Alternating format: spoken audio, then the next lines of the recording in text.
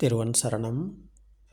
அதிகௌரவத்துக்குரிய எங்களுடைய கல்யாண மித்ர குருநாதர் புத்தோத்பாதோ ஆரியன் வான்சவின் பாத நமஸ்காரம். இப்போது நாங்கள் பார்ப்போம், அதிர்வுதான் உலகம் என்று பகவான் புத்தர் அவர்கள் போதிக்கிறார்கள். அதிர்வு ஒன்று இல்லை என்றால் உலகம் ஒன்று இல்லை. அப்போ அதிர்வு தான் உலகம். அப்போ என்ன இந்த அதிர்வு என்பதை நாங்கள் கொஞ்சம் விளக்கமாகவும் தெளிவாகவும் பார்ப்போம்.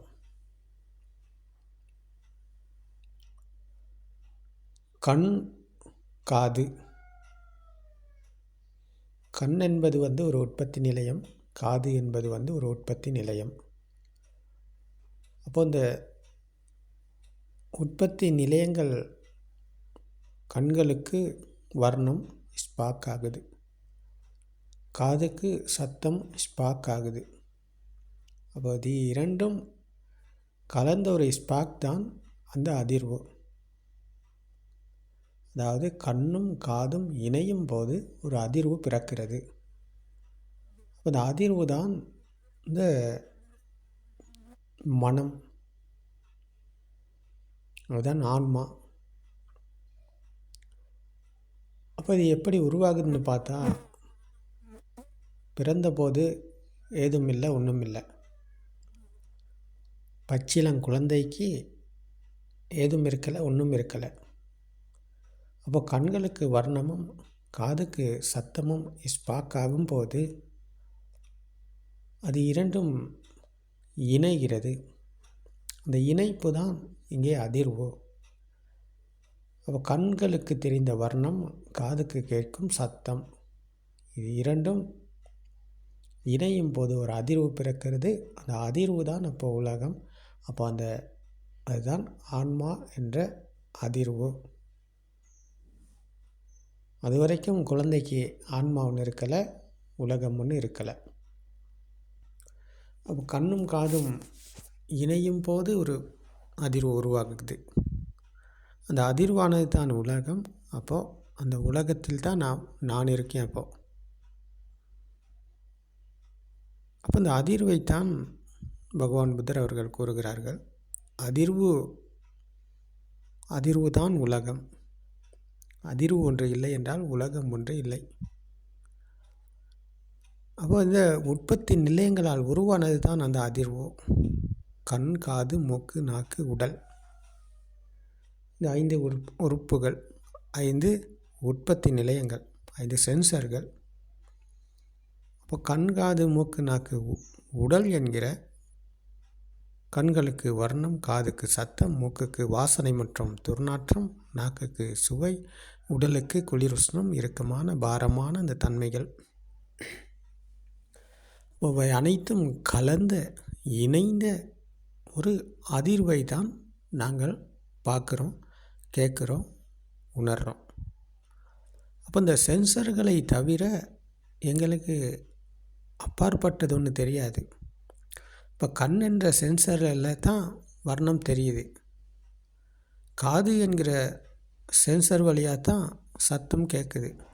அப்போ கண் இல்லைன்னு சொன்னால், கண் தெரியலைன்னு சொன்னால், அப்போது பார்க்கும் உலகம் ஒன்று வெளியில் இல்லை. காது கேட்கலைன்னு சொன்னால், காது விளங்கலைன்னு சொன்னால், அப்போது கேட்கும் உலகம் ஒன்று வெளியில் இல்லை. அப்போது பார்ப்பது, கேட்பது, உணர்வது என்ற இந்த உலகம் எல்லாம் இருப்பது அப்போது வெளியில் இருக்கிறது நாங்கள் நினச்சி கொண்டிருக்கோம், பிடிச்சு கொண்டிருக்கோம். அந்த பிடிப்பு தான் ஆன்மா என்ற துஷ்டி. இதுதான் சக்காய துஷ்டி. அந்த பிடிப்பில் இருக்கும் மனிதன் உலகம் உண்மை என நம்பிக்கொண்டிருக்கிறார். நிச்சயமாக இருக்குது, உண்மையாக இருக்குது, சத்தியமாக இருக்குது அப்படின்னு சொல்லி நினைத்து பிடித்து கொண்டிருக்கிறார். அந்த பிடிப்பில் இருக்கிறார். அவர் இருப்பதப்போ ஆத்ம துஷ்டிக்குள்ள, சக்காய துஷ்டியில்.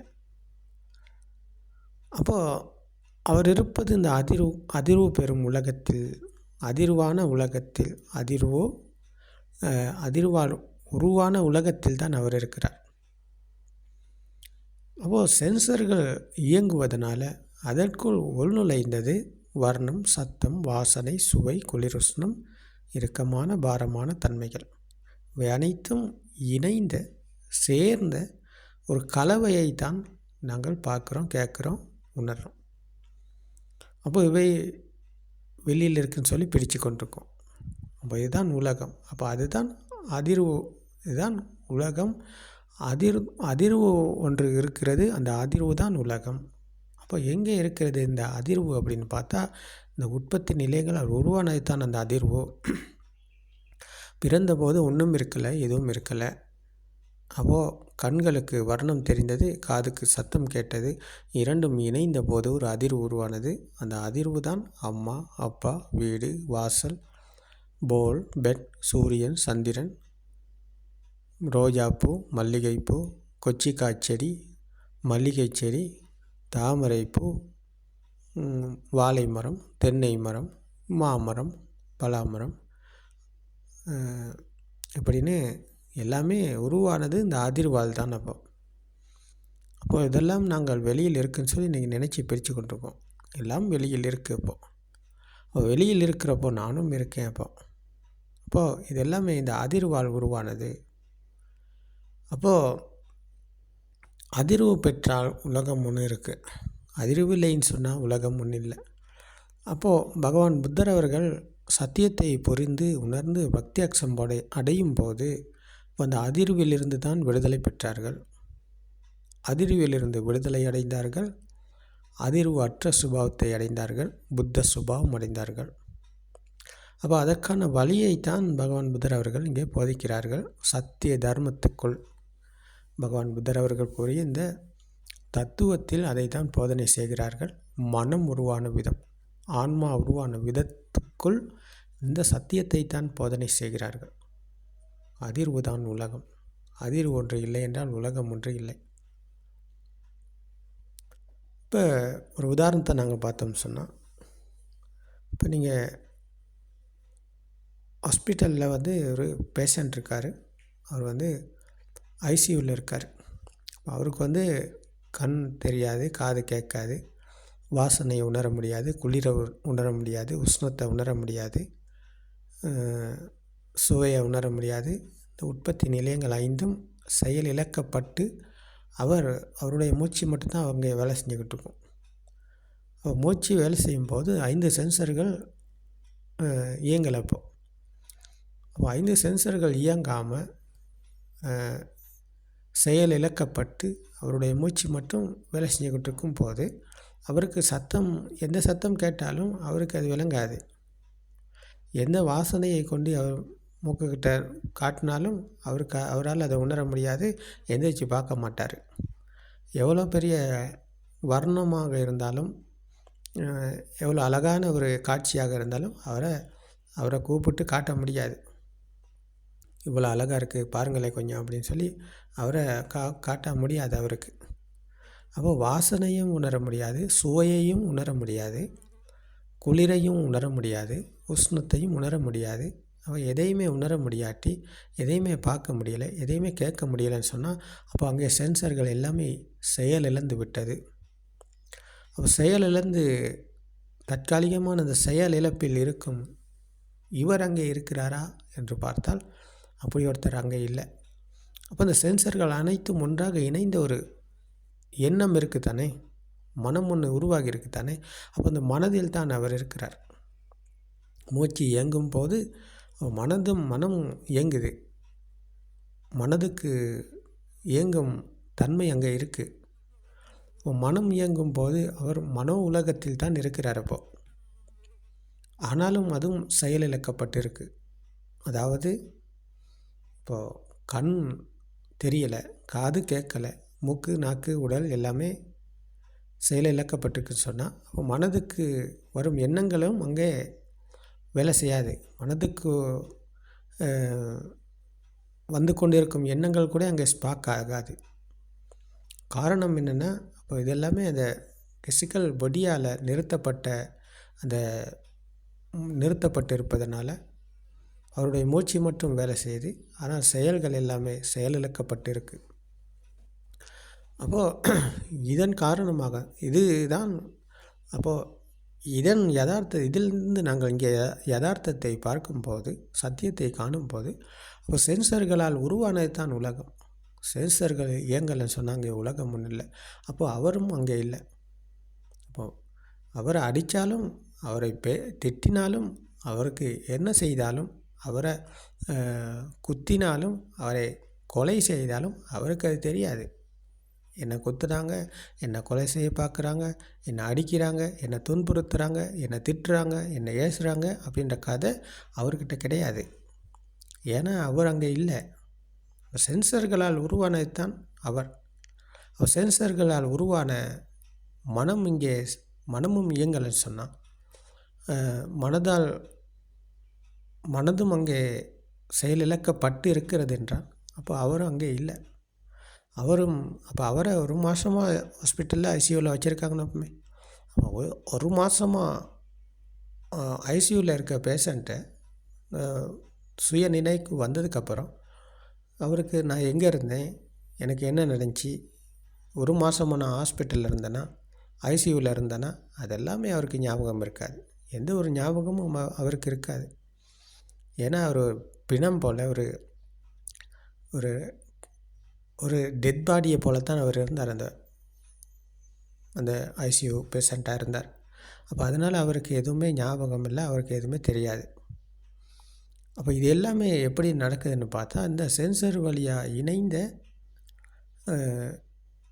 அந்த எண்ணங்களில் தான் எல்லாமே இருக்குது. இப்போ நாங்கள் கடைக்கு போகும்போது நடந்து போகும்போது என்ன வாங்கணும் அப்படின்றத நாங்கள் ஒரு லிஸ்ட் ஒன்று எடுத்துக்கிட்டு போகிறோம்.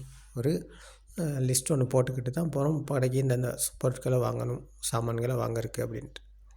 அப்போது அது எல்லாமே எண்ணங்கள் தானே. இப்போ கடையில் போய்ட்டு எதை வாங்கணும் அப்படின்றது எல்லாமே எண்ணங்கள். என்ன, அரிசி வாங்கணும், தேங்காய் வாங்கணும், பருப்பு வாங்கணும், சீனி வாங்கணும், கொச்சிக்காய் வாங்கணும், இது எல்லாமே எண்ணங்கள். அப்போ இதெல்லாம் எழுதிக்கிட்டு போகிறார். அவர் நடந்து போகிறாரா? இல்லை, சென்சர்கள் இயங்குது. கண்களுக்கு தெரியுது, காதுக்கு கேட்குது, உடல் இயங்குது. கடைக்கு போகிற அந்த செயல்பாடு நடக்குது, அந்த சிஸ்டம் இங்கே நடக்குது. அப்போ சிஸ்டம் இங்கே நடக்கும்போது அவர் செய்வது கிடையாது. வலது காலை வைக்கணும், இடது காலை வைக்கணும், திரும்ப வலது காலை வைக்கணும், திரும்ப இடது காலை வைக்கணும் அப்படின்னு சொல்லி அவர் நினச்சி அதை வைக்க மாட்டார் காலை. வந்தது ஒரு எண்ணம், கடைக்கு போகணும், சாமான்களை வாங்கணும் அப்படின்னு சொல்லி லிஸ்ட்டை போட்டார். காசை எடுத்துக்கிட்டார், கடைக்கு போகிறாரு. அந்த செயல்பாடு இல்லாமல் இங்கே நடக்குது. அப்போ கடைக்கு போனதுக்கு அப்புறம் லிஸ்ட்டை கொடுக்குறாரு, பொருட்களை கொடுக்குறாங்க, காசை கொடுத்துட்டு வாங்கிட்டு வரார். மறுபடியும் இதை கவனித்து இங்கே பார்க்கும்போது அவர் செய்வது ஒன்றுமே கிடையாது. இங்கே இது எல்லாமே சிஸ்டத்தின் வழியாக நடக்குது. அப்போ எல்லாமே எண்ணங்கள். எதை வாங்கினாலும் அது எண்ணம், எதை கேட்டாலும் அது ஒரு எண்ணம், எதை கதைத்தாலும் அதுவும் ஒரு எண்ணம். எல்லாமே எண்ணங்கள். அப்போ எண்ணங்கள் எல்லாமே வெளியில் இல்லை, எல்லாமே மனசில் தான் இருக்குது. மனசில் இருக்கும் எண்ணத்தில் தான் நாங்கள் வாழ்கிறோமே தவிர வெளியில் இருக்கும் உலகத்தில் அல்ல. அப்போது இந்த சத்தியத்தை பிடித்து கொண்டால், சத்தியத்தை கையாண்டால், சத்தியத்தை உணர்ந்தால் அவர் வெளி உலகத்தில் அல்ல வாழ்கிறார், மனோ உலகத்தில் தான் அவர், மனதால் உருவாக்கப்பட்ட உலகத்தில் தான் அவர் இருக்கிறார். அப்போ இதிலும் உண்மை இருக்கிறதா என்ற விமர்சனம் அவருக்குள் நடந்து, சத்தியத்தை புரிந்து உணர்ந்து, மனம் என்பதும் ஒரு சென்சார் தான். அப்போது சென்சர்கள் அனைத்தும் ஒன்றாக இணைந்த 5 சென்சர்களும் ஒன்றாக இணைந்த ஒரு சென்சர் தான் மனோ சென்சர். அப்போது இது 6வது உற்பத்தி நிலையம். இது 6வது உற்பத்தி நிலையமான மனம் உண்மை கிடையாது. அப்போ கண்களுக்கு தெரிவது வெளியில் இல்லை, காதுக்கு கேட்பது வெளியில் இல்லை அப்படின்னு சொன்னால், அப்போ இது இரண்டும் இணைந்த மனம் என்பது எங்கேயாவது இருக்குதா? இல்லை, அதுவும் எங்கேயும் இல்லை.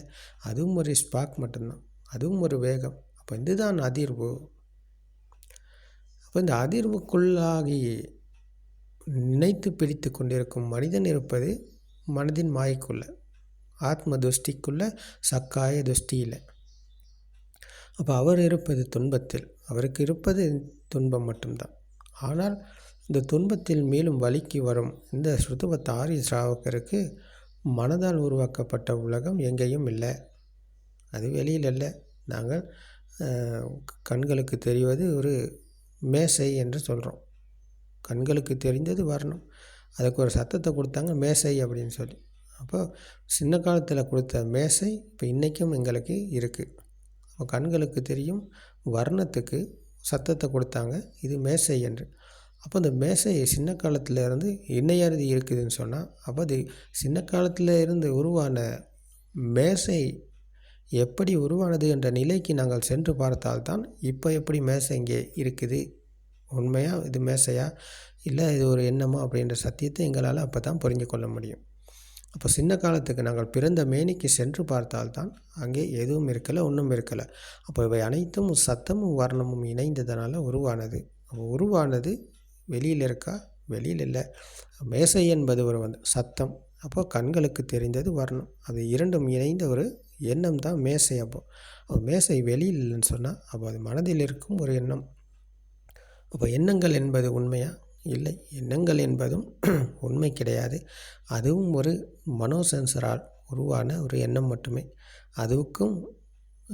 அதுக்கும் வேலையற்று போகுது. இந்த சத்தியத்தை கண்டு அதில் விமர்சித்து நடைமுறையில் இதை கையாளும் போது அப்போ எண்ணங்களும் எங்கேயும் கிடையாது. எண்ணங்கள் என்பதும் மனோசென்சரால் உருவாகும் ஒரு ஸ்பார்க் ஒளி. அப்போ இந்த ஸ்பார்க் ஒளி என்பது நாங்கள் எங்கிட்டு பார்த்தாலும், எங்கிட்டு எதை கேட்டாலும், எதை உணர்ந்தாலும் எல்லாமே அந்த ஒளி, அந்த ஸ்பார்க்கால் உருவான ஒரு ஒளியைத்தான் பார்க்குறோம், கேட்கிறோம், உணர்றோம். ஒரு உற்பத்தி செய்யப்பட்ட பொருளை போல். இப்போ ஒரு உற்பத்தி நிலையம் இருக்குதுன்னு சொன்னால் அந்த உற்பத்தி நிலையை தயாரிக்கப்படுற ஒரு பொருள் இருக்குது. அப்போ அதை தயாரித்து வெளியில் கொண்டு வராங்க அந்த உற்பத்தி நிலையத்திலேருந்து. அப்போ அதை நாங்கள் சொல்லுவோமே, எப்படி என்னது கொக்கா கோலா அப்படின்னு சொல்லுவோமே. இப்போ கொக்கா கோலா என்பது ஒரு உற்பத்தி நிலையத்தால் தயாரிக்கப்பட்ட ஒரு பானம், அது குடிக்கும் ஒரு பானம். அப்போ அது கலந்த ஒரு எல்லாம் சேர்க்கப்பட்டு கலக்கப்பட்டு அதை தயாரிக்கப்பட்ட ஒரு பொருள். அப்போ அந்த பொருளை நாங்கள் பாவிக்கிறோம். அப்போ இதே போல தான் அப்போ அது வெளியில் இருக்குதுன்னு சொல்லி நாங்கள் நினச்சி அதை குடிக்கிறோம், பாவிக்கிறோம், பருகிறோம். அப்போது இதே போல தான் அப்போ இந்த கண்களுக்கு தெரிந்த வர்ணம், காதுக்கு கேட்ட சத்தம், மூக்கு நாக்கு உடல் என்கிற 5 சென்சர்கள் ஒன்றாக இணைந்த ஒரு எண்ணம் தான் அப்போது அங்கே உருவானது. அந்த ப்ராடக்ட், அதாவது அந்த கொக்கா கோலா என்கிற அந்த பானம், குடிக்கும் பானம் என்பது இந்த சென்சர்களால் உருவான ஒரு எண்ணம் தான். அப்போது இந்த 5 சென்சர்களும் ஒன்றாக இணைந்த ஒரு எண்ணம் தான் கொக்கா கோலா என்றால், அப்போது அங்கே தயாரிக்கப்பட்டதும் இந்த 5 சென்சர்களால் உருவான ஒரு எண்ணத்தை தான் தயாரிக்கப்பட்டது. அப்போ இந்த தயாரிப்பு நிலையம்தான் அந்த உற்பத்தி நிலையங்கள். இந்த கண்களுக்கு வர்ணம் தெரியுது, காதுக்கு சத்தம் கேட்குது, மூக்கு நாக்கு உடல் என்ற இந்த 5 சென்சர்களும் இயங்குது. அப்போ இயங்கும் போது இந்த 5 சென்சர்களும் உள்நுழைந்தது தான் அப்போ வெளியில் இருக்குதுன்னு சொல்லி நாங்கள் நினைக்கிறோம். அப்போ கொக்கா கோலா வெளியில் இருக்குதுன்னு சொன்னால் அப்போ அது இந்த 5 சென்சர்களாலும் உள்நுழைந்தது தான். கண்களுக்கு தெரிந்தது வர்ணம், காதுக்கு கேட்டது சத்தம், மூக்குக்கு எடுத்து பார்த்தா ஒரு வாசனை, நாக்கால் சுவைத்து பார்த்தா ஒரு சுவை, கைகளால் பிடிச்சு பார்த்தா ஒரு குளிரான தன்மை. அப்போ எங்கள் கைகளுக்கு அகப்படுவது போட்டலாக இருந்தாலும் அது அகப்படுவது போத்தல் ஒன்று கிடையாது. கைகளுக்கு அகப்படுவது இறுக்கமான ஒரு பாரமான தன்மையை தான் கைகளுக்கு அகப்படும். அப்போ அதை நாங்கள் பருகிட்டு இதுதான் கொக்கா கோலா அப்படின்னு சொல்கிறோம். இல்லை, நீங்கள் கொக்கா கோலா இல்லை குடிக்கிறீங்க, நீங்கள் ஒரு எண்ணத்தை தான் குடிக்கிறீங்க. கொக்கா கோலா என்று நினைத்து கொண்டு ஒரு எண்ணத்தை தான் நீங்கள் பருகிறீங்க. அப்போ அது வெளியில் இருக்கும் ஒரு கொக்கா கோலா கிடையாது, உங்கள் மனதில் இருக்கும் ஒரு எண்ணம் தான் கொக்கா கோலா. அப்போ அது வெளியில் இருக்கும் ஒன்று கிடையாது. அப்போ நாங்கள் எல்லாமே நினைத்து தான் அதில் வாழ்கிறோம். நினைத்து கொண்டு இதை தான் நாங்கள் சாப்பிடணும், இதை தான் நாங்கள் குடிக்கணும், இது எனக்கு ரொம்ப பிடிக்கும், இது எனக்கு ரொம்ப பிடிக்காது, எனக்கு இது செட் ஆகாது அப்படின்னு சொல்லி விருப்பு வெறுப்பு என்ற ஒன்றை ஏற்படுத்தி கொண்டு அந்த விருப்பு வெறுப்புக்குள் வாழ்கிறோம். அப்போ அது வெளியில் இருக்கும் ஒன்று நினச்சிக்கிட்டு அந்த நினைப்பில் பிடிச்சு கொண்டு வாழ்கிறோம். அப்போ இதுதான் சக்காய துஷ்டி என்கிற ஆத்ம துஷ்டி. துஷ்டிக்குள்ளே இருக்கும்போது அது வெளியில் இருக்குது. அப்போ அது விரும்புகிறோம், வெறுக்கிறோம். விருப்பு வெறுப்பு இரண்டுக்குள் மத்தியில் நாங்கள் தாவி தாவி போய்கொண்டே இருக்கிறோம். அப்போ இது தெரியாத மனிதன் தான் குருடராக வாழ்கிறார். அப்போ இந்த சத்தியத்தை தான் பகவான் புத்தர் அவர்கள் போதிக்கிறார். அப்போ வெளியில் எங்கேயுமே எதுவுமே கிடையாது, எல்லாமே எண்ணங்கள். அப்போ எல்லாமே தயாரிக்கப்பட்ட ஒரு பொருள் தான் எல்லாமே. தயாரிக்கப்பட்ட உற்பத்தி நிலையங்களால் உருவாக்கப்பட்டது தான் அப்போ இங்கே எல்லாமே இருக்குதே தவிர அது எங்கேயும் இருப்பது கிடையாது. அப்போது சென்சர்கள் இயங்குவதனால அது தயாரிக்கப்படுகிறது. சென்சர்கள் இயங்கலை, அப்படி ஒன்று இல்லைன்னு சொன்னால் அப்போ அங்கே தயாரிப்பு நிலையம் என்பது நிறுத்தப்படுது. அப்போ அங்கே அந்த தயாரிக்கும் நிறுவனம் என்பது நிறுத்தப்பட்டு விட்டது என்றால் அப்போ எதுவும் இல்லை, ஒன்றும் இல்லை. ஆனால் 5 சென்சர்கள் இயங்கலைனாலும் மனோ சென்சர் என்பது இயங்கி கொண்டிருக்கிறது. அப்போது கனவிலும் அவர் காண்கிறார். இப்போ தூங்கும்போது கனவிலும் அவருக்கு ஒரு படம் பார்ப்பது போல கனவு வர்றது தானே, சாமானியமாக அது நடக்கும் ஒரு செயல் தானே. அப்போது அது இந்த மனோ சென்சரால் உருவாக்கி கொடுக்கப்படுகிறது. அப்போது மனம் எப்போதுமே இயங்கி கொண்டு தான் இருக்குது. நீங்கள் அப்போ கனவுல கண்டதும் நிஜத்தில் காண்பதும் ரெண்டுமே ஒன்று தான், ரெண்டுலேயுமே வித்தியாசம் கிடையாது. நீங்கள் கண்களுக்கு தெரிவது இது கதவு அப்படின்னு சொல்கிறீங்க. ஆனால் கனவில் நீங்கள் தூங்கும்போது கனவில் ஒரு கெட்ட கனவு, இது நல்ல கனவு அப்படின்னு சொல்லி நினச்சி கொண்டு அதிலும் ஒரு கதவு தெரிஞ்சால் அப்போ அதுவும் ஒரு எண்ணம் தான். அப்போ இதுவும் ஒரு எண்ணம் தான். அப்போது எண்ணங்கள் எல்லாமே மனதின் மாயைக்குள் தான் இருக்கிறது. அப்போது நிஜமாக பார்த்தாலும் ஒரு கனவு தான், கனவாக பார்த்தாலும் ஒரு கனவு தான். அப்போது கனவு உலகத்தில் தான் நாங்கள் வாழ்கிறோம், கற்பனை உலகத்தில் தான் நாங்கள் வாழ்கிறோம். அப்போது நிஜமாக இங்கே எதுவுமே கிடையாது. நிஜம் என்று சொல்வதற்கு இந்த உலகத்தில் எதுவுமே இல்லை. எல்லாமே நாங்கள் நினைக்கிறோம், எல்லாமே நினைச்சு பிடிச்சு கொண்டு தான் இருக்கோம். அது பிடிப்பில் இருக்கும் நாங்கள் இருப்பது ஆத்ம துஷ்டிக்குள், சக்காய துஷ்டிக்குள். அப்போ பகவான் புத்தர் அவர்கள் கூறும் இந்த சத்திய தர்மத்தை கேட்டு அறிந்து புரிந்து கொண்டு நடைமுறைக்கு வருவோம். இந்த சுத்தவதாரி ஸ்ராவகர் இதை விமர்சித்து கையாளும் போது அப்போது இந்த அதிர்வு தான் அவருக்கு அழிந்து போகிறது. கண்ணும் காதும் இணையும் போது ஒரு அதிர்வு பிறந்தது. அந்த அதிர்வால் தான் உலகம் உருவானது. அப்போ இருக்கும் உலகத்தில் நான் இருக்கிறேன் என்று நினைத்து கொண்டிருந்தார். அப்போ நினைத்து பிடித்து கொண்டிருந்தார். அப்போது அந்த பிடிப்பிலிருந்து அவர் மீள்கிறார். அப்போ அந்த பிடிப்பிலிருந்து மீள்கிறார் என்றால் அப்போ அங்கே அந்த அதிர்வு தான் அழிந்து போகிறது. உலகம் இருக்கிறது என்ற உருவான போது அங்கே ஒரு அதிர்வு உருவானது. அப்போ அந்த அதிர்வுக்குள் ஒரு பெருமதி மதிப்பும் சேர்ந்தது. அப்போ வெளியில் மாமரம் இருந்தால் அதுக்கு ஒரு பெருமதி மதிப்பும் இருக்குது தானே. அப்போது அதுதான் அந்த அதிர்வு, பெருமதி மதிப்பும் இருந்தால் அங்கே ஒரு அதிர்வு இருக்குது. அப்போ அது இல்லாமல் இருக்க முடியாது, அது இல்லாமல் அவரால் இருக்க முடியாது என்ற ஒரு சூழல் உருவாகுது. இப்படித்தான் அது பெருமதியும் மதிப்பும் தான் அதுக்கு காரணம். அப்போது இந்த சத்தியத்தை இவர் காணும்போது அங்கே பெருமதியும் மதிப்பும் இழக்கப்படுகிறது. செயல் இழக்கப்படும் போது உற்பத்தி நிலையங்களால் உருவானது வெளியில் இல்லை அப்படின்னு சொன்னால் உற்பத்தி நிலையங்கள் இங்கே செயல் இழக்கப்படுகிறது. இப்போ செயல் இழக்கப்படுகிறது என்றால் கண்களுக்கு வர்ணம் தெரியாமல் போகலை, காதுக்கு சத்தம் கேட்காமல் போகலை, எல்லாமே வழக்கம் போல் தெரியும், எல்லாமே கேட்கும். ஆனால் அதற்குள் உருவான மாமரம் வெளியில் இல்லை. அது ஒரு சத்தமும் வர்ணமும் இணைந்த ஒரு எண்ணம். எண்ணங்கள் வெளியில் இல்லை, அது ஒரு எண்ணம், அது வெளியில் கிடையாது, மனதில் தான் இருக்கிறது என்ற சத்தியத்தை அவர் புரிந்து உணரும் போது அப்போது அந்த சென்சரால் உருவானது வெளியில் இல்லை என்ற சத்தியத்தை தான் அவர் புரிந்து உணர்கிறார். அப்போ உணர்வுக்குள் விழித்து கொள்ளும் போது அப்போ அதுக்கு வேல்யூ இல்லை, மதிப்பு இல்லாமல் போகுது. அப்போ மதிப்பு இல்லை, பெருமதி இல்லைன்னு சொன்னால் அப்போ அங்கே அதிர்வு அற்று போகுது. அப்போ அதிர்வு அற்று போனதன் பிறகு அப்போ அங்கே அந்த அதிர்வு உலகம் இருக்குதா, அதிர்வு பெற்ற உலகம் ஒன்று அவருக்கு கிடையாது. பகவான் புத்தர் அவர்கள் கூறிய அதிர்வு தான் உலகம், அதிர்வு ஒன்று இல்லைன்னு சொன்னால் உலகம் ஒன்று இல்லை. அப்போ சென்சர்களை நாங்கள் இங்கே புரிந்து அதிலிருந்து மீளும் போது அதிர்விலிருந்து நாங்கள் மீள்கிறோம். அப்போ உலகத்திலிருந்து தான் நாங்கள் மீள்கிறோம். அப்போ உலகத்தை வெல்லும் வழி, மரணத்தை வெல்லும் வழியைத்தானே பகவான் புத்தர் அவர்கள் போதித்தார்கள். அப்போ இந்த வழியில் ப்ராக்டிக்கலாக நடைமுறையில் கையானது சத்தியத்தை புரிந்து உணர்ந்து பக்தி அடையும் இந்த ஸ்ருதவதாரி ஸ்ராவகர் உலகத்தை வெல்கிறார், மரணத்தை வெல்கிறார், அதிர்வு அற்ற சுபாவத்தை அடைகிறார், புத்த சுபாவம் அடைகிறார். அப்போது அதிர்விலிருந்து மீளும் போது உலகத்தை வெல்கிறார். அப்போது அதிர்வு தான் உலகம். அதிர்வு ஒன்று இல்லைன்னு சொன்னால் உலகம் ஒன்று கிடையாது. அப்போது இந்த சென்சர்கள் இயங்குவது தான் அதிர்வு. சென்சர்கள் இயங்கி நாங்கள் அதில் இருக்கிறது என்று நினைத்து பிடித்து கொண்டிருக்கும் போது நாங்கள் இருக்கிறோம் அதிர்வுக்குள்ளாகி.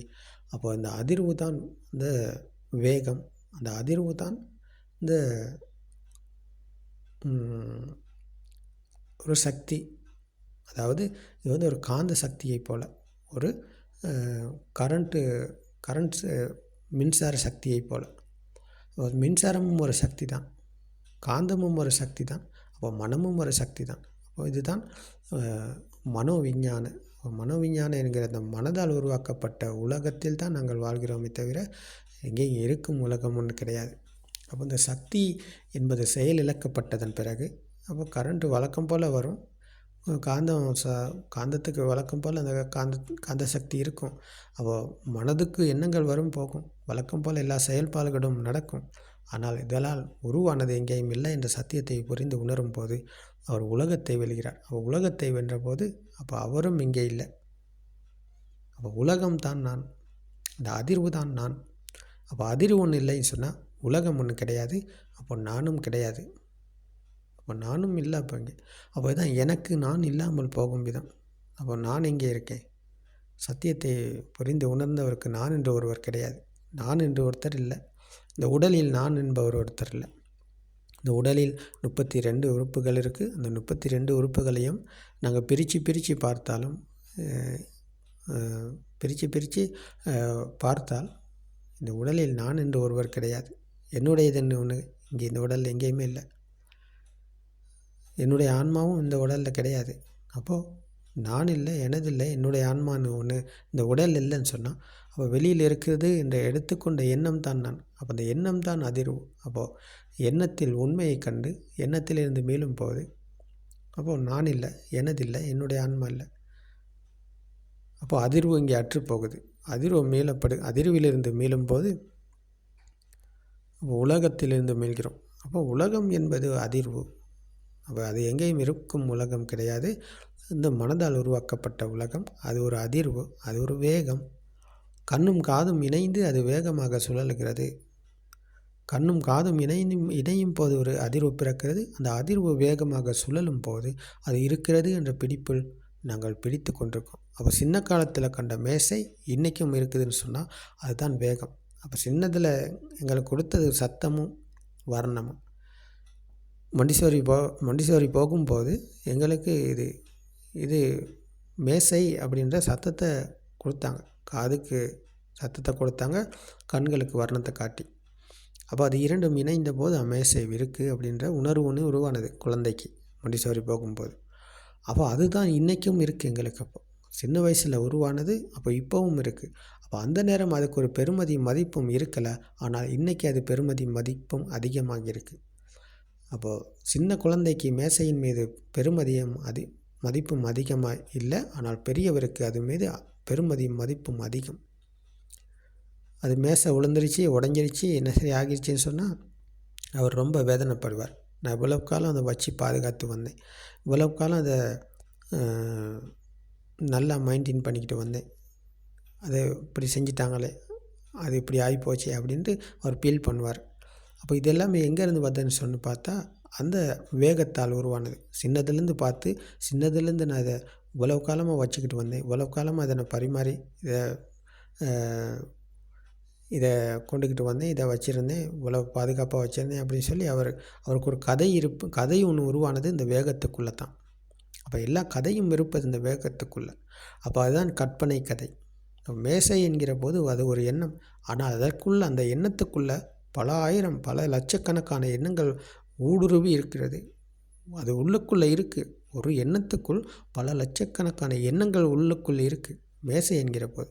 அப்போ இது எல்லாமே அந்த பெருமதியும் மதிப்பாலும் உருவானது, அந்த வேகத்தால் உருவானது. வேகம் எல்லாமே இங்கே தணிந்த பிறகு அந்த எண்ணங்களிலிருந்து நாங்கள் மீளும் போது அப்போ அந்த கதை எல்லாமே இங்கே அழிந்து போகுது.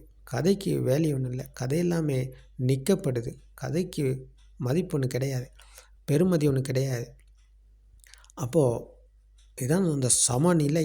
அப்போ எல்லாத்திலிருந்து மேலும் போது, அப்போ நாங்கள் எண்ணங்களிலிருந்து மேலும் போது, அப்போது மேசை என்பது ஒரு எண்ணம். அதிலிருந்து மீண்டதன் பிறகு அதுக்குள்ளே இருந்த எண்ணங்களிலிருந்து நாங்கள் முற்றுமுழுதாக மீள்கிறோம்.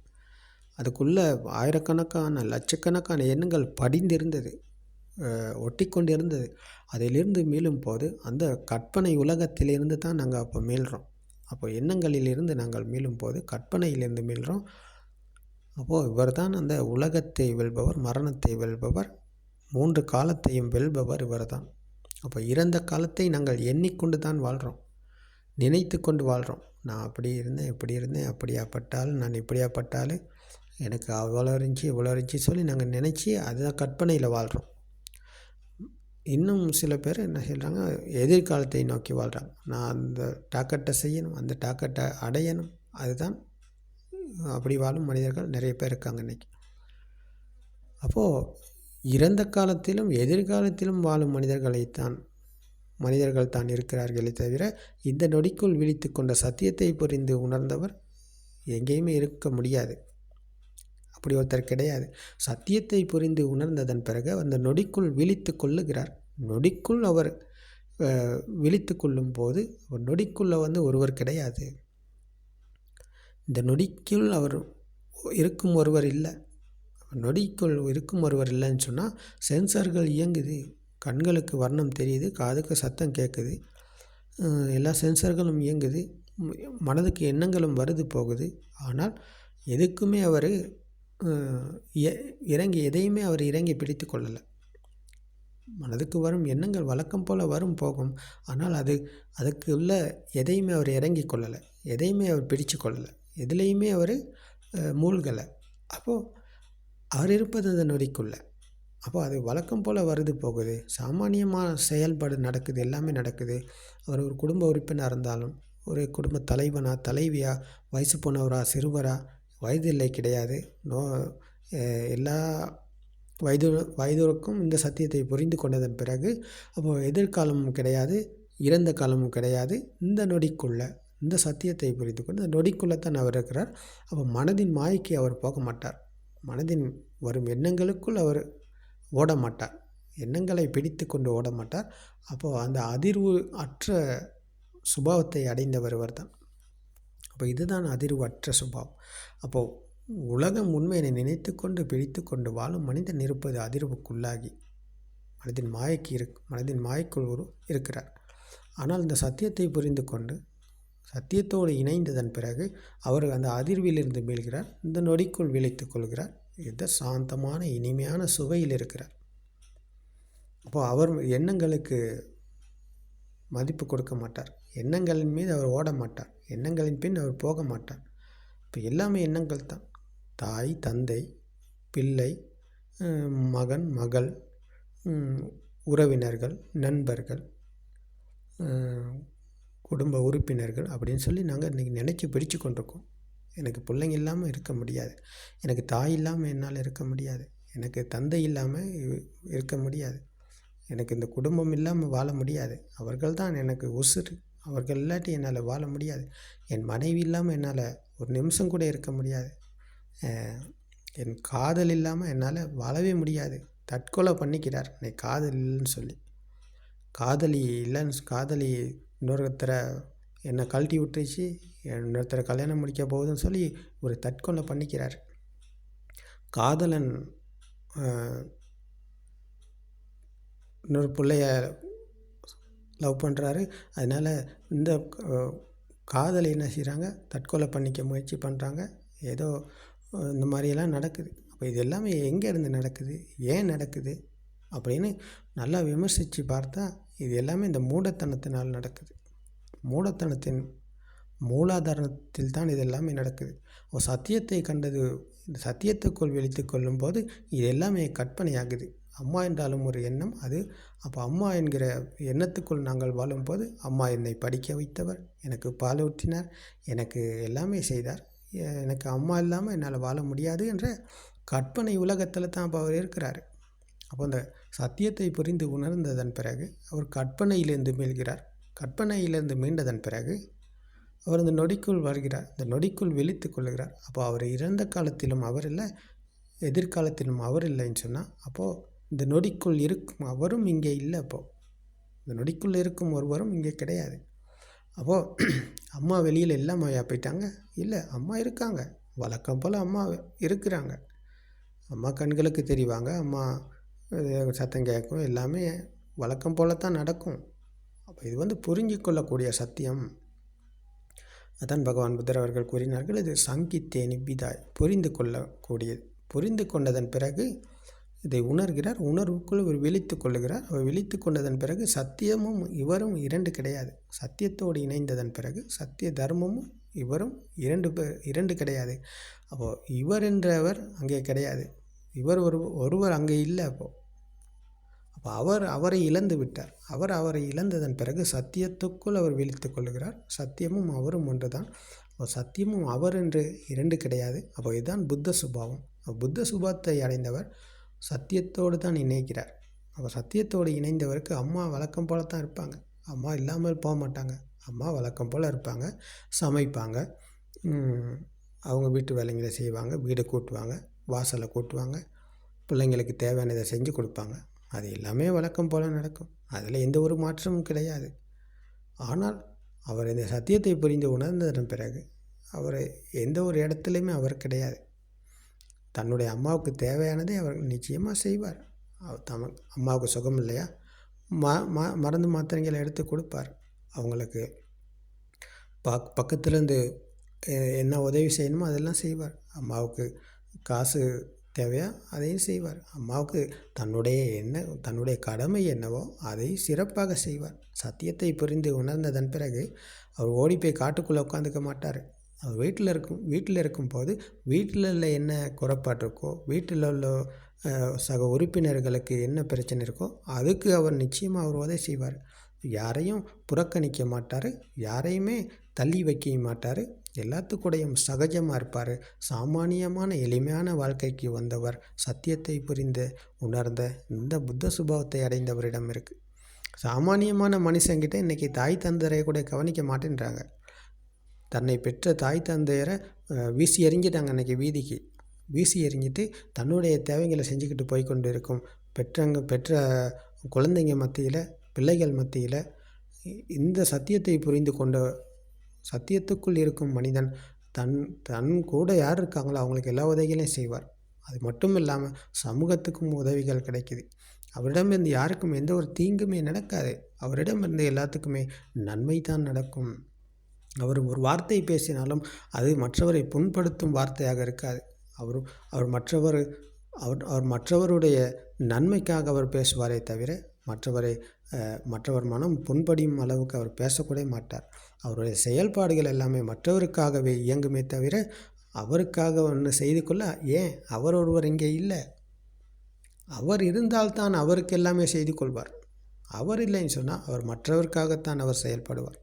அப்போது இது சத்தியத்தை புரிந்து உணர்ந்தவரிடமிருந்து வரும் சுபாவம். அப்போ இந்த சுபாவ தர்மத்தை புரிந்து உணர்ந்ததன் பிறகு அவர் நடந்து கொள்ளும் விதம் தான் இது. அப்போ இது புத்த சுபாவத்தை அடைந்த பிறகு அவருக்கு அவருடைய சிஸ்டம் எல்லாமே வேறுபாடாகிறது. நடைமுறையில் எல்லாமே மாற்றம் பெறுகிறது. அப்போது இந்த சத்தியத்தை புரிந்து உள ரீதியிலான முன்னேற்றம் அடையும் போது அவர் மற்றவருக்காகத்தான் வாழ்வார். ஏன் அவருக்குன்னு செய்து கொள்ள இங்கே ஒன்றுமே கிடையாது. என்ன இருக்குது அவருக்குன்னு செய்து கொள்றதுக்கு? என்ன இருக்குது? எதுவுமே கிடையாது. எதுவுமே இல்லைன்னு சொன்னால் அப்போ அவரும் இல்லை. அப்போது இங்கே எல்லாமே சமநிலையை அடைந்து விட்டது. சமநிலையை அடைந்து விட்டது என்றால் அந்த புத்த சுபாவத்தை அடைந்த பகவான் புத்தர் சென்ற வழிக்கு வந்த புத்த சுபாவம் அடைந்த சுத்தவத் ஆரிய ஸ்ராவகர் தான். அப்போ இவரிடமிருந்து யாருக்கும் எந்த ஒரு தீங்குமே நடக்காதுன்னு சொன்னால் இந்த உலகமே புனிதமாக இருக்கும். உலகமே புனிதமடையும் நிலைக்கு அன்னைக்கு தான் வரும். அது வரைக்கும் சாமானியமான மனிதன்கிட்ட போட்டி, பொறாமை, பழிவாங்கல், பொய் சொல்லி, வஞ்சகம் பண்ணி, ஏமாற்றி, திருடி, இந்த மாதிரி ஏகப்பட்ட துஷ்டிகளில் தான் சாமானிய மனுஷன் இன்றைக்கி வாழ்கிறார். ஆனால் சத்தியத்தை புரிந்து உணர்ந்தவர் மற்றவருக்கு கருணை காட்டுவார், மற்றவருக்கு நன்மையை செய்வார், மற்றவருக்கு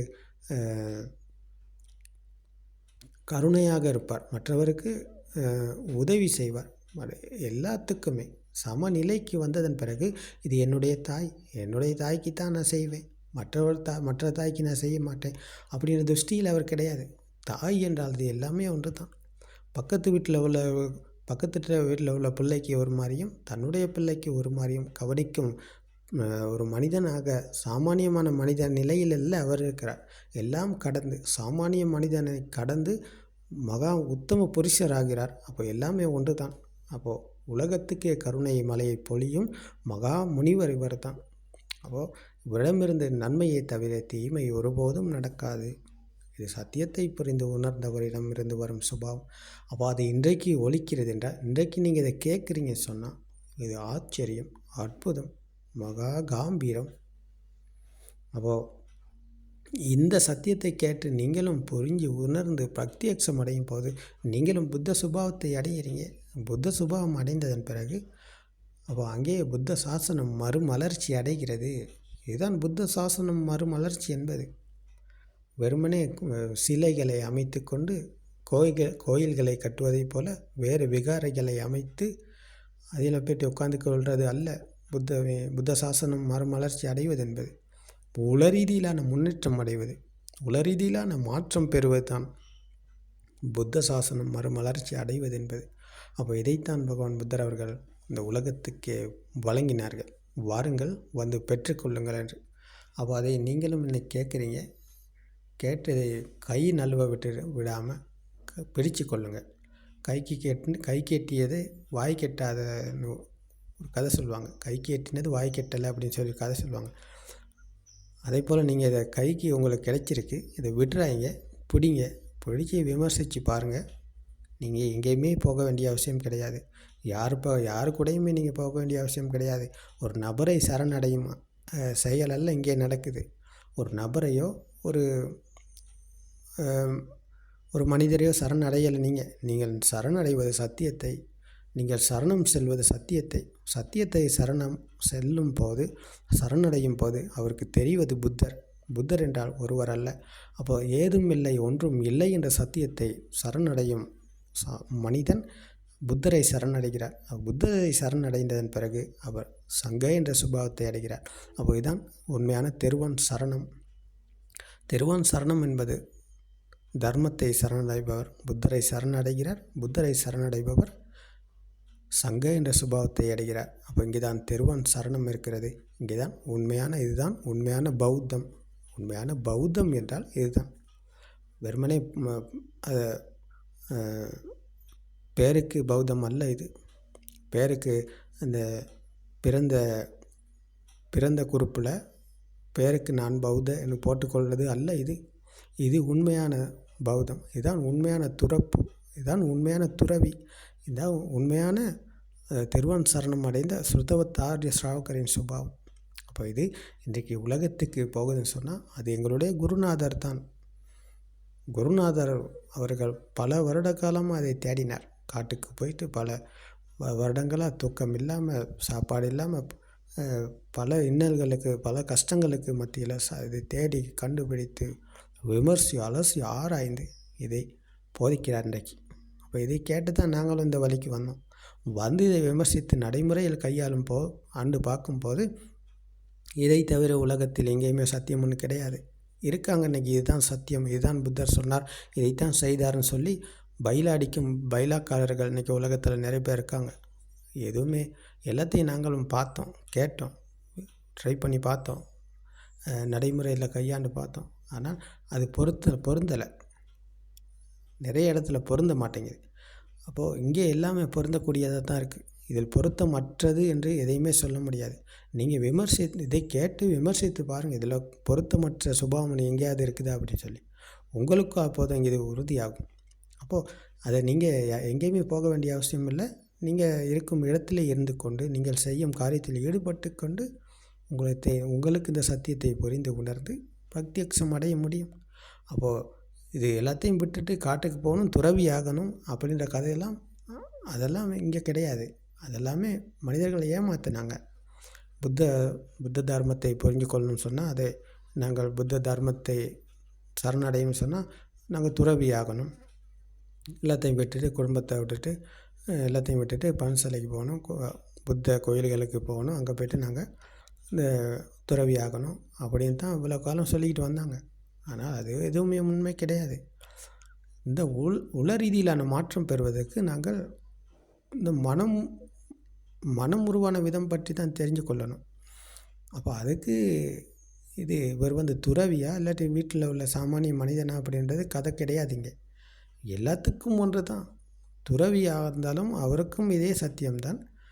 வீட்டில் இருக்கும் ஒரு சாமானிய மனிதனும் இதே சத்தியம்தான், அவருக்கும் இதே தான். வேறு ரெண்டு சொல்லலை புத்தர் அவர்கள், ஒன்று தான் சொல்லியிருக்கார். அது பரம சத்தியம். அப்போ அது எல்லாத்துக்குமே ஒன்று தான். அப்போ அதை வீட்டில் இருந்து கொண்டும் செய்யலாம். இப்போ புத்த காலத்தில் வீட்டில் இருந்து கொண்டு அந்த சத்தியத்தை புரிஞ்சு கொண்டவங்க இருந்தாங்க. ஒரு வீட்டு பணிப்பெண்ணை கூட்டி தொடச்சி அப்படி செஞ்சுக்கிட்டு இருந்த ஒரு பணிப்பெண் இந்த சத்தியத்தை புரிஞ்சு கொண்டு அதெல்லாம் செஞ்சு கொண்டு இருந்தாங்க. குஜ்ஜுத்தரா. அப்போது குஜ்ஜுத்தரா என்பதும் வீட்டு பணிப்பெண். அப்போது இதே போல் இன்னும் அம்பப்பாளி என்பவர் ஒரு விபச்சாரம் விடுதியை செய்தவர், விபச்சார விடுதியை நடத்தி கொண்டு வந்தவர், விபச்சார தொழில் செய்தவர். அவரும் கூட இந்த சத்தியத்தை புரிந்து கொண்டு அதிலிருந்து மீண்டு, அப்போது அங்குலிமாலை என்பவரும் ஒரு கொலைக்காரர், பல கொலைகளை செய்தவர். அவரும் இந்த சத்தியத்தை புரிந்து கொண்டு அதிலிருந்து மீண்டார். அப்போ எல்லாமே சத்தியத்திலிருந்து மீண்டதன் பிறகு இப்போ அங்குலிமாலை என்பது துறவரம் சென்றார், அம்பப்பாளியும் துறவரம் சென்றார் சத்தியத்தை புரிந்து கொண்டு. ஆனால் சத்தியத்தை புரிந்து கொண்டு வீட்டிலும் இருந்தவர்கள் இருக்கிறாங்க. குஜ்ஜுத்தரா என்பவர் ஒரு வேலை பணிப்பெண். அதே போல் இன்னும் இருக்கிறார்கள். கட்டிகார என்பவர் ஒரு தாய் தந்தைய கண் இழந்த தாய் தந்தையரின் மகன். 2 பேர்த்துக்குமே கண்ணு தெரியாது. இப்போ அவங்கள பராமரித்து அவங்களுக்கு தேவையான காரியத்தெல்லாம் செய்து கொடுத்து அவங்கள பாதுகாத்து அவங்களுக்கு எல்லா காரியத்தையும் செய்தவர் இந்த சத்தியத்தை புரிஞ்சு கொண்டு தான் இருந்தார். அவர் வீட்டில் தான் இருந்தார். அவர் ஒரு தொழில் செய்து கொண்டு தான் இருந்தார். என்னது, அந்த